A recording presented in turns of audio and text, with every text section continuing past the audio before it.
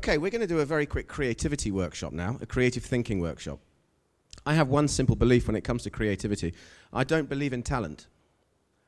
I don't believe in talent. I don't believe that creativity has anything to do with talent.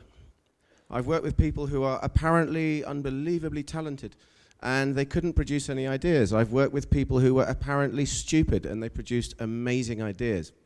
I believe that creativity is about behavior. It's about how you behave towards each other in the room. How you behave socially. It's about your social behavior. Status, like we looked at earlier. Let's play a game. I'll get you into pairs again, as before. This is a game called Yes and. The situation is that one of you is a ticket seller in a train station. You're selling tickets to the train. The other one is a customer. And the game starts when the customer says, "Hello, I'd like a ticket, please." And the ticket seller says something, anything, which begins with the two words, yes and. If you're going to do it in Hebrew, you can say ken ve. Yes and is about showing the other person that you've heard what they said, and you're going to build something on top of it, add something on top of it, instead of contradicting it or arguing. Okay? So, hello, I'd like a ticket, please. Yes and. You might say, for example, yes and we're having a 2-for-1 offer today. Or you might say, yes, and you look like a cool guy. You can sit up front with the driver. The customer then replies with something, anything, which begins with the two words, yes, and. Yes, and in fact, the driver's my cousin, so why don't you come and join us? It doesn't matter what. And the ticket seller then replies with something beginning with yes, and. Every line of dialogue in the conversation begins with yes, and. Okay? And just see where it goes. I'll stop you after about a minute. So, hello, I'd like a ticket, please. Yes, and, yes, and, yes, and. See what happens.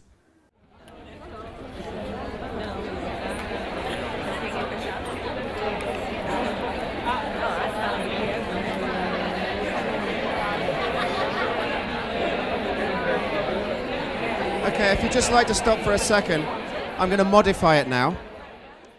Continue the same conversation. Go back to the same conversation from where you finished. Okay, so continue it, except this time you change the vocabulary. No longer say yes and. This time, every line of dialogue starts with yes, but. Okay? Continue the conversation. Yes, but, yes, but, yes, but.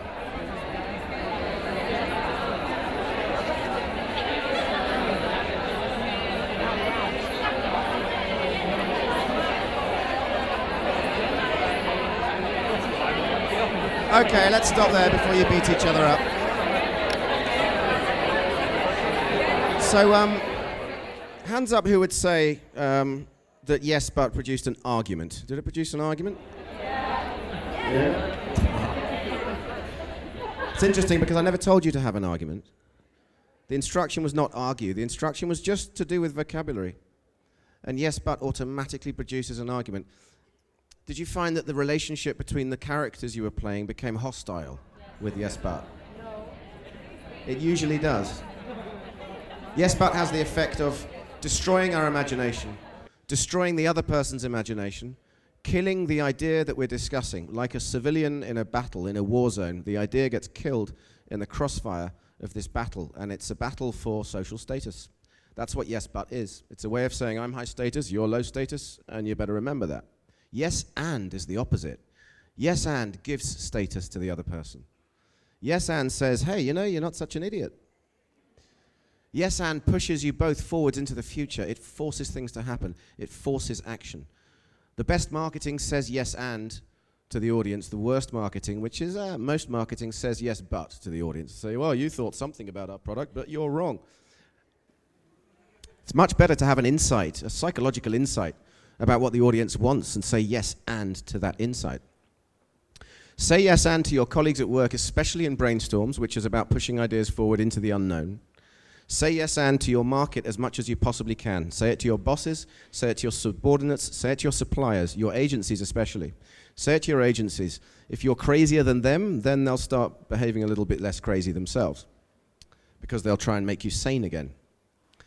And try to avoid yes but wherever possible. Most importantly, don't say yes but to your own imagination. We are our own worst enemy. We have an idea and we say yes but, and we kill our own idea and nothing happens with it. If only we could learn how to say yes and to ourselves, then we could become more powerful people. The good news for you is that nobody says yes and to themselves. So if you start saying yes and to your own imagination, you're going to become an extremely effective marketing person. Let's go straight into another game. This game is called Action, Detail, Emotion. I'd like, if possible, I'd like you four on the front to help me with this game, okay? It's very simple. You just stay where you are. You're my audience. You're my listeners, okay? I'm going to tell a story that's never been told before, and you're going to help me to tell it. So first of all, I'd like you to give me a subject for a story that you'd like me to tell, and then I'll explain how you're going to help me. Mothers-in-law. Oh, lovely. And another unrelated subject, unrelated to mothers-in-law. Golf. Mothers-in-law and golf. This is a story about mothers-in-law and golf. The way you're going to help me is this. I'm going to start telling the story straight away. At any point in time, any one of the four of you can shout out action if you want me to push the action forward and make something happen. If you want one of the characters to have an emotional relationship to something or an emotional reaction to something, you just shout emotion. And if you want me to go into a little bit more detail about something, some aspect of the story, just shout detail, okay? Any one of you can shout it out anytime you like. You can shout these things as often as you want. It's entirely, I'm just basically going to try and respond to what it is that you tell me you want, okay? So I'll start the story. It was the sunniest day of the year, and I was on my favorite golf course with my wife. I was teaching her golf. I was so proud because this was the one thing that I loved most in life, and it competed with her. So she said to me, I'm going to come and play golf with you, and we can build a proper relationship together on the golf course. It was the most beautiful golf course you've ever seen in your life. As soon as we got there, she started praising the flowers, the scenery, everything. Anyway, I picked up a golf ball, and I went whack. It went straight into a sand trap. So I ran over to the sand trap, and you know what? As I ran over to the sand trap, I saw two kids crying in the sand trap. They were building sandcastles in the sand trap, but they were crying. And I asked them, why are you crying? And one of them said, well, a golf ball just hit me in the face. Well, it was a bright green golf ball. It was my favorite specific type of golf ball. It hit him in the face, and his friend picked it up because he thought it was a lime. So he ate it, and of course he broke his teeth. So I had two crying kids. My wife came running over, and she said, listen, I know these kids. I'm their teacher. We've got to get the hell out of here. So we turned around and we ran, and as we ran and we got to the clubhouse, suddenly we saw my wife's mother waiting for us in the clubhouse with hatred in her eyes. And so I grabbed my golf club and I said, you're on my territory now. Okay, so that's action, detail, emotion. That's how it works.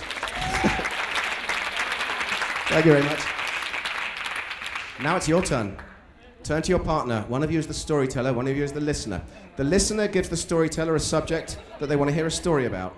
Storyteller, just immediately launch into a story. Don't think about it, just be obvious. I'll give you a tip. Start positive and start with a relationship between two people. Don't make it about one person because you'll run out of ideas. Okay, make it positive, make it involve at least two people. And listener, stay alert to the opportunities to say action, detail, emotion, and make it easy for the storyteller to give you what you want. Okay? I'm going to stop you after 3 minutes, and you'll switch around and do it the other way around. Okay, give it a go.